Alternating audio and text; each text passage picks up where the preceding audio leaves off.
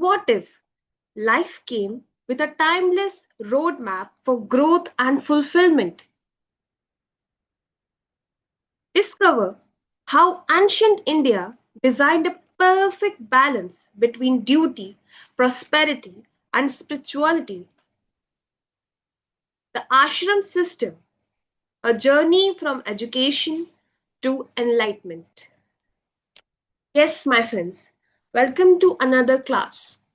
And today we are going to talk about an interesting topic of Unit 3 spirituality, that is the ashram system.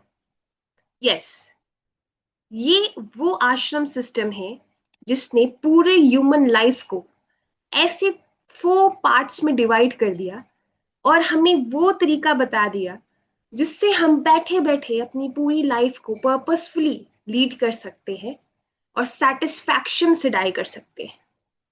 जी हाँ, क्या आप भी जानना चाहते हैं वो 4 डिफरेंट आश्रम्स जिसमें एक ह्यूमन की लाइफ डिवाइड करके हमारे एंशियंट स्कॉलर्स ने हमें ये समझा दिया कि किस एज में क्या करना सबसे ज्यादा इम्पैक्टफुल होगा?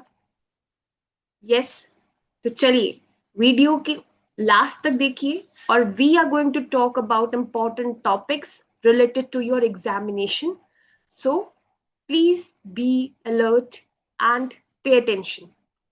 So let's start. The ashram system, a blueprint for a purposeful life, a timeless Hindu framework dividing 100-year lifespan into 4 sacred stages of growth, duty, and spiritual awakening. Yes, in our Hindu tradition, हम मानते हैं कि किसी भी human की life 100 years की होती है। Ancient time में it was 100 or even more than 100 years. But as we are growing, as we are going more into tech world, modernity, वो लाइफ स्पैन कम होती जा रही है। बट ये जो आश्रम का ब्लूप्रिंट बना था, ये ह्यूमन के 100 years ऑफ लाइफ स्पैन को डिटरमिन करते हुए बना था। So now let's start. सबसे पहले हम जानते हैं व्हाट इज द आश्रम system. Derived from the Sanskrit word ashram, meaning hermitage or dwelling place, this system is a foundational concept in Hinduism that divides 100-year lifespan into 4 distinct stages. Yes, जैसे मैंने आपको बताया 100 years of life को 4 distinct stages में divide कर दिया इस आश्रम सिस्टम ने। Rooted in धर्म, originating in 5th century BCE and a life blueprint. ये थे इस component आश्रम सिस्टम के। Now, what was the purpose? क्या था वो रीजन जिसकी वजह से हमने इस आश्रम सिस्टम का थॉट रखा? सबसे पहला था मॉरल प्रोग्रेशन। इस लाइफ स्टेज में कौन सी चीजें, कौन सी ड्यूटीज करने से या कौन से लेवल की स्पिरिचुअल ग्रोथ हमारी होनी चाहिए, ये हमें पता चला हमारे आश्रम सिस्टम की वजह से। किस पर्सन को कब कितना कंट्रीब्यूट करना चाहिए towards family, community and society, ये पता चला आश्रम सिस्टम से। पुरुषार्थ चतुष्टय यानी पुरुषार्थ इंटीग्रेशन कैसे होगी लाइफ में, और वो पुरुषार्थ कौन है? धर्म, अर्थ, काम और मोक्ष। इसको पाने का रास्ता बताया आश्रम सिस्टम ने। एंड फाइनली, कैसे हम अपनी सोसाइटी को पर्पसफुली अपने आप को सरेंडर कर सकते हैं, कैसे सोसाइटी में इम्पैक्ट डाल सकते हैं हर एक एज में, ये पता चला आश्रम सिस्टम से। तो चलिए, now let's begin and talk about the 4 different ashram, a life's journey. Since हम 100 years of lifespan को ले रहे हैं, तो उसे 4 में डिवाइड करेंगे, so one stage will sum up to 25 years of life. So ऐसे करते करते हम 4 parts में 25 years को डिवाइड कर रहे हैं। So first 25 years, that is from birth to 25 years of your age, belongs to the brahmacharya. Yes, my friends, the first ashram is brahmacharya ashram. It is student life and it belongs to learning. ब्रह्मचार्य में एक बच्चा होता है, student होता है, और उस student का सबसे इंपॉर्टेंट काम है लर्न करना, सिर्फ लर्न करना.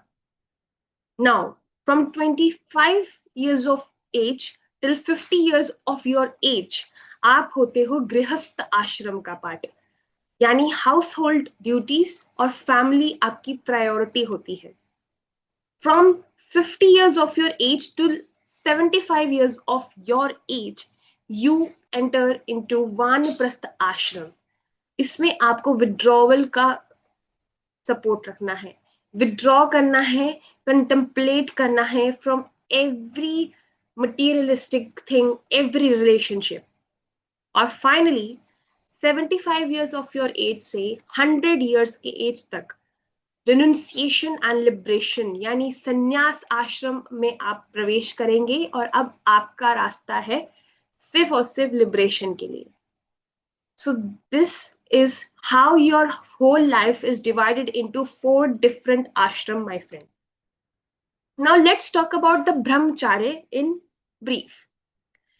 The brahmacharya is basically the student stage, a life of learning, discipline and self mastery. Traditionally, students lived in a gurukul, the teacher's hermitage, receiving holistic education. Ancient India में गुरुकुल का concept था, जिसमें बच्चे छोटे से ही वहां रहते थे और लर्न करते थे, डिसिप्लिन में रहते थे और सेल्फ मास्टरी करते थे. इसका कोर फोकस है education, self discipline and strict celibacy. Knowledge imparted, science, philosophy, logic, scriptures और life skills. Transition ritual, upanayana sanskar at entry and samavartan sanskar at exit. Very important point to be noted.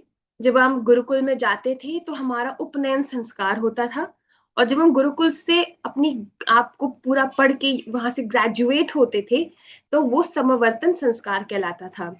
हमारे भारतीय परंपरा में 16 संस्कार की बात की गई है, और उसमें से एक संस्कार है उपनयन संस्कार. सो ये आपके लिए एक बहुत इंपॉर्टेंट पॉइंट है फॉर एग्जामिनेशन पर्पस.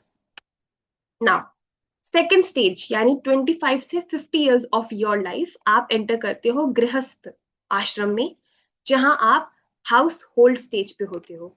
ये सबसे ज्यादा सोशली वाइटल स्टेज है, जब आप फैमिली क्रिएट करते हो, करियर परस्यू करते हो और सस्टेन करते हो सोसाइटी में. यहाँ पे आपकी फैमिली होगी, आपकी मैरिज होगी, आपके चिल्ड्रन होंगे, और आप एक हाउस होल्ड क्रिएट करते हो. आपकी सोसाइटी के लिए कुछ ड्यूटीज होंगी. आप लोगों को सपोर्ट करोगे थ्रू चैरिटी, हॉस्पिटैलिटी या कम्युनिटी सर्विसेज से, और आप इकोनॉमिक कंट्रीब्यूशन करोगे अपने नेशन को, अपनी सोसाइटी को. सो दिस इज व्हाट गृहस्थ आश्रम इंडिविजुअल हैज टू डू. ये उनका मेजर वर्क होता है. और अगर आप रिलेट कर सको, 25 से 50 इयर्स में आपकी शादी हो ही जाती है, आपके किड्स, आपके चिल्ड्रन हो जाते हैं, आपका करियर बनता है. इनफैक्ट आप कंट्रीब्यूट करते हो टू नेशंस जीडीपी और इकोनॉमिक फैक्टर्स. तो ये कितना रिलेटेबल है ये आप खुद समझ सकते हैं. Now from the 50th year of your life till 75th year, that is the third stage, आप घुस जाते हो वानप्रस्थ आश्रम में, द फॉरेस्ट ड्वेलर स्टेज. जब हम वानप्रस्थ की बात करते हैं, इसका मतलब है कि आप वन को जा रहे हो, यानी फॉरेस्ट को जा रहे हो.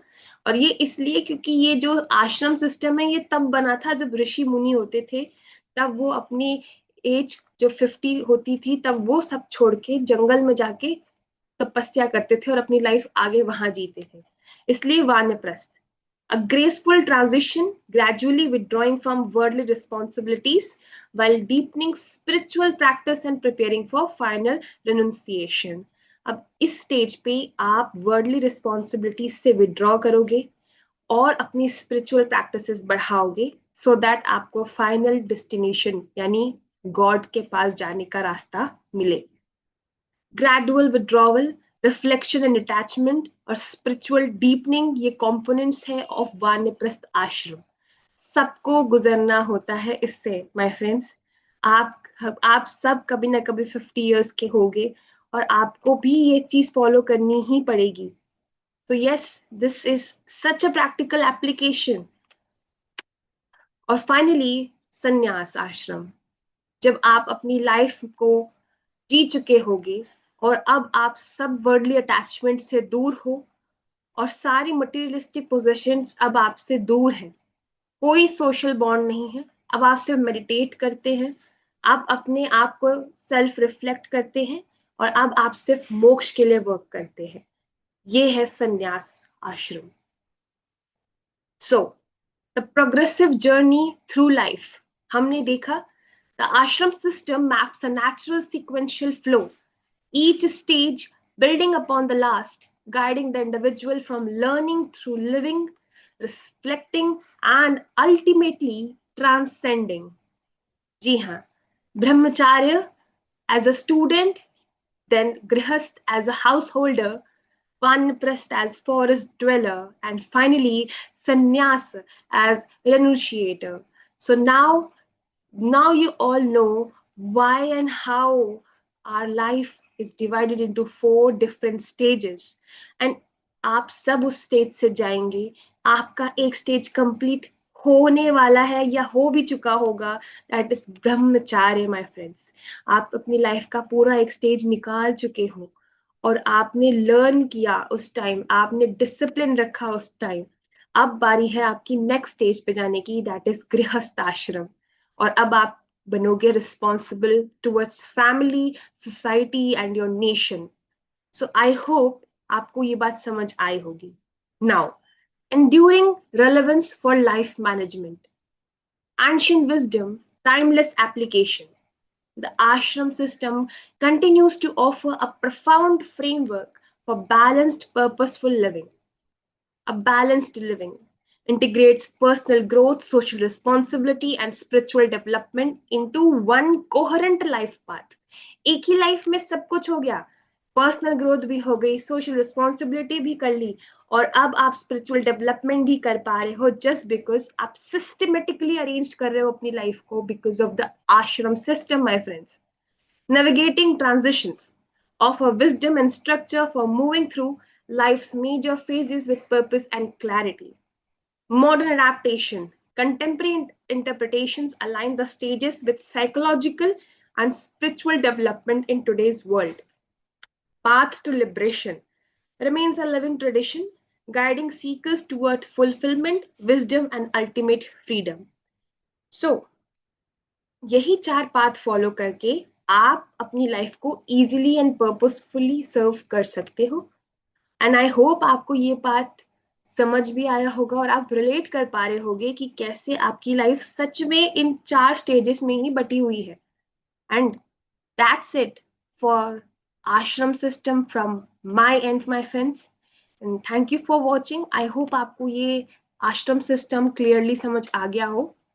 एंड अगर आपको आया हो तो give a thumbs up, okay, give like to our video, subscribe to our channel और अपने सारे फ्रेंड्स को भी शेयर कीजिए सो दैट वो भी आईकेएस पढ़ के अपना नॉलेज बढ़ा सके। और comment if you have any doubt, या आपको ये वीडियो अच्छी लगी, बुरी लगी, जो भी लगी जरूर बताएं हमें। And yes, we will meet in another class. Till then, bye bye, take care my friends.